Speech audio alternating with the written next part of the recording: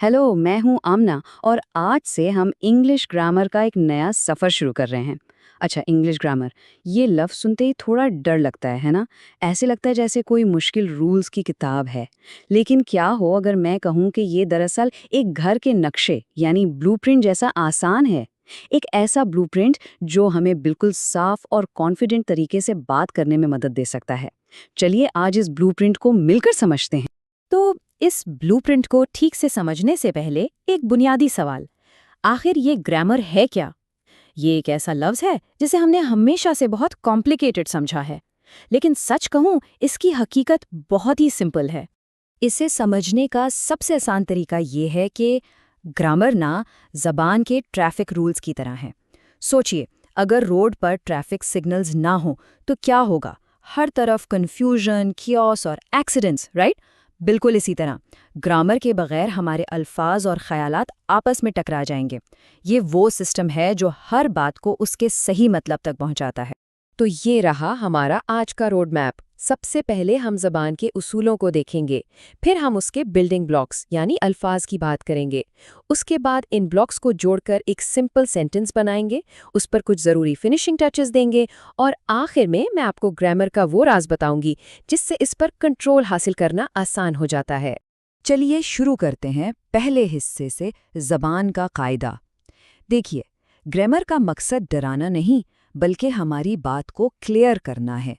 ये इस क्यों का जवाब है कि हम अल्फाज को एक ख़ास ऑर्डर में ही क्यों रखते हैं, और मकसद सिर्फ एक है, क्लैरिटी, ताकि कोई कन्फ्यूजन ना हो।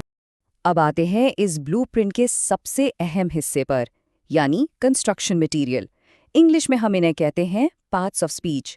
ये ज़बान की वो ईंटें, सरिया और सीमेंट है जिनके बिना कोई भी सेंटेंस खड़ा ही नहीं हो सकता। सबसे पहली और सबसे ज़रूरी ईंट है नाउन। ये दुनिया की हर उस चीज़ का नाम है जिसे आप देख, छू या महसूस कर सकते हैं। आपका नाम, ये शहर, आपके हाथ में फ़ोन, ये सब नाउन्स हैं। अब आते हैं प्रोनाउन पर। ये आप समझ लें ग्रामर का एक शॉर्टकट है।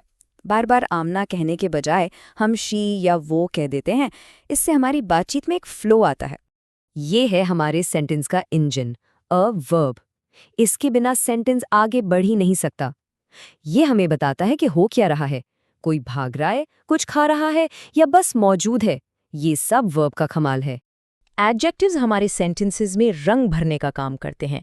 जैसे एक स्टूडेंट तो आम सी बात है, लेकिन अ गुड स्टूडेंट एक पूरी तस्वीर बना देता है। ये हमारे नाउन को और इंटरेस्टिंग बनाते हैं। और अगर एडजेक्टिव्स रंग हैं तो एडवर्ब्स बताते हैं कि इंजन चल कैसे रहा है। क्या वो हार्ड स्टडी कर रही है, स्लोली चल रहा है, क्विकली भाग रहा है? ये हमारे एक्शन को डिटेल देते हैं। प्रेपोजिशंस को आप ज़बान का जीपीएस समझ लें। ये हमें बताते हैं कि कोई चीज़ कहाँ है, मेज़ पर, कमरे में या पुल के नीचे। ये हमें डायरेक्शन और लोकेशन का एहसास दिलाते हैं। कंजंक्शंस वो ग्लू है जो हमारी ईंटों को आपस में जोड़ती हैं, जैसे एंड, बट, बिकॉज। ये छोटे छोटे अल्फाज दो अलग ख्यालों को मिलाकर एक मजबूत स्ट्रक्चर बनाते हैं। और आखिर में इंटरजेक्शंस, ये हमारे जज्बात का इजहार हैं, जैसे कि वाओ, आउच, ओ। ये अल्फाज रूल से ज़्यादा फीलिंग्स को एक्सप्रेस करते हैं।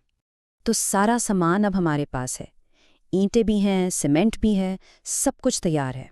अब वक्त है इन सबको जोड़कर एक दीवार खड़ी करने का, यानी एक मुकम्मल सेंटेंस बनाने का। इंग्लिश में सेंटेंस बनाने का एक गोल्डन फॉर्मूला है, कौन क्या कर रहा है और किस पर। यानी पहले सब्जेक्ट, फिर वर्ब और फिर ऑब्जेक्ट। ये वो बेसिक स्ट्रक्चर है जिस पर पूरी इंग्लिश ज़बान खड़ी है। और हाँ, एक बात हमेशा याद रखें, एक सेंटेंस में कुछ हो या ना हो, उसका इंजन यानी वर्ब ज़रूर होना चाहिए। आई ईट फूड एक पूरी गाड़ी है जो चल रही है, लेकिन आई फूड का कोई मतलब ही नहीं क्योंकि इसमें से इंजन ही गायब है। चलिए, हमारा स्ट्रक्चर तो खड़ा हो गया, लेकिन अब इसे पॉलिश करने का टाइम है। ये है कैपिटलाइजेशन और पंक्चुएशन। ये वो आखिरी टचेस हैं जो आपकी लिखाई को प्रोफेशनल बनाते हैं। शुरू करने के लिए बस ये दो आसान सी बातें जहन में रखें। हर नया सेंटेंस हमेशा कैपिटल लेटर से शुरू करें। किसी भी खास नाम का पहला हर्फ भी कैपिटल होगा। और जब बात खत्म हो तो आखिर में एक फुल स्टॉप यानी डॉट लगा दें। बस इतना ही। तो वो कौन सा एक राज है जिससे ग्रामर की सारी मुश्किल आसान हो जाती है? हमने बुनियाद बनाई, दीवारें खड़ी की, लेकिन असल कामयाबी की चाबी क्या है? चलिए इससे पर्दा उठाते हैं। जरा इस नंबर को देखिए, 95%। ये कोई छोटा अदद नहीं है। ये उन लोगों की तादाद है जो इंग्लिश ग्रामर सीखने में अक्सर नाकाम हो जाते हैं। लेकिन क्यों? इसकी वजह बहुत हैरान करने वाली है। और राज ये है, 95% स्टूडेंट्स इसीलिए स्ट्रगल करते हैं क्योंकि वो सीधा मुश्किल और एडवांस्ड रूल्स पर जंप लगा देते हैं और इस बुनियाद को, इस फाउंडेशन को नज़रअंदाज कर देते हैं जिस पर हमने अभी बात की। वो ईंट और सीमेंट को समझे बिना छत डालने की कोशिश करते हैं। तो आखिर में ग्रामर का सबसे बड़ा राज ये है कि कोई राज है ही नहीं, सब कुछ फाउंडेशन में है।